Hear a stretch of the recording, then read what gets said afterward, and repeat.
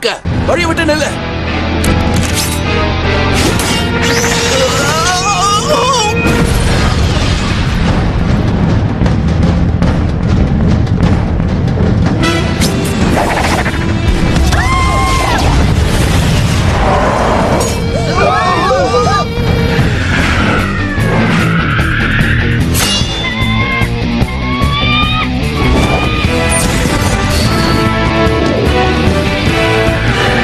தம்பி, நீ இந்த ஊருக்கு புதுசு. உன் நடக்கிறது எங்களுக்கு சாதாரண வேலை.